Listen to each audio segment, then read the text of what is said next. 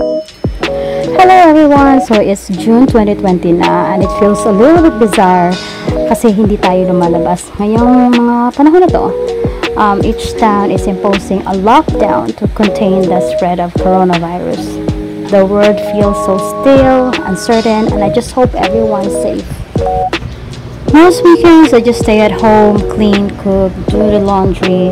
These little things keep me grounded. Pero lately I noticed I gained a lot of weight from 43 kilograms to 67 kilograms.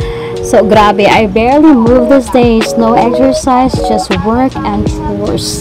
Sometimes I get shocked seeing old photos of myself. Hindi ko kaya! Bakit hindi ko kaya? Man, hindi ko kaya, man.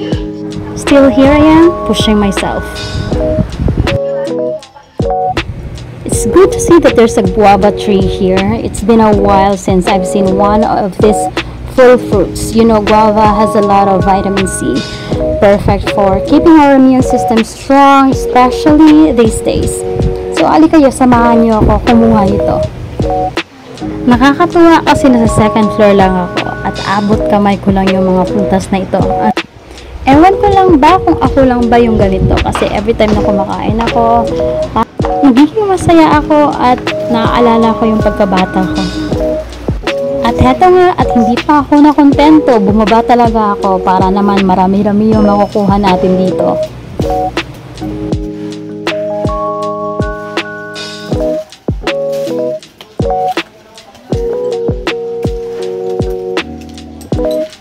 Tapos ayan o, may water fountain pa sa baba. Ang ganda ng tunog ng tubig, nakaka-relax pakinggan. Kahit na nakaka-stress na yung nangyayari sa mundo ngayon.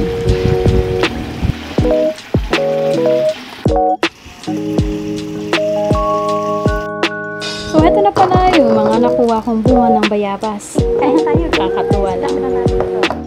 Yan.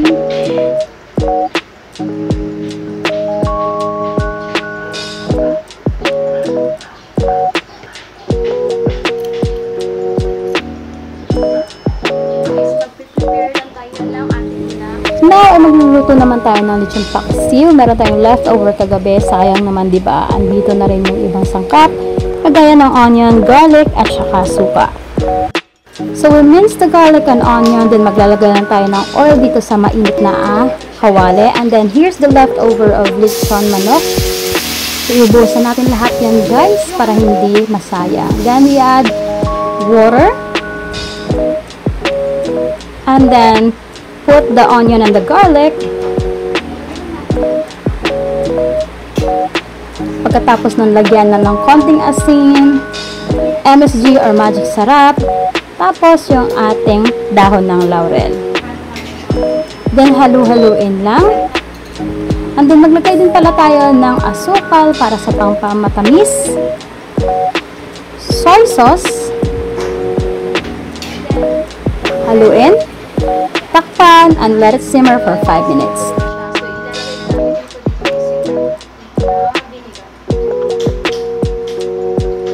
Pagkatapos natin ilagay yung suka, antayin muna natin na kumulo ito at huwag takpan. After 5 minutes ng pag-simmer, ito na siya, ready na. So, hahanguin na natin at isasalin na natin sa may mangkok.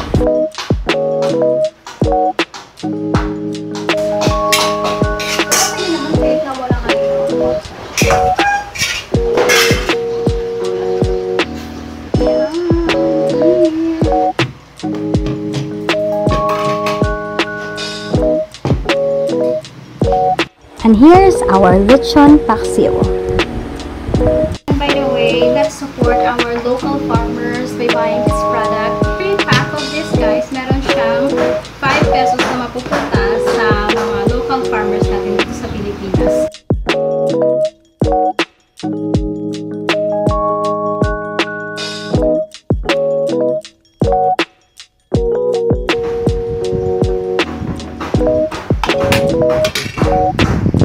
So ano pa inaantay natin? Kain na tayo. O ayan, para sa inyo, baka naman nagugutom kayo dyan. Nag-decide pala kami na lumipat na room, saka ito na nga weekend na naman, so maglilinis na naman tayo.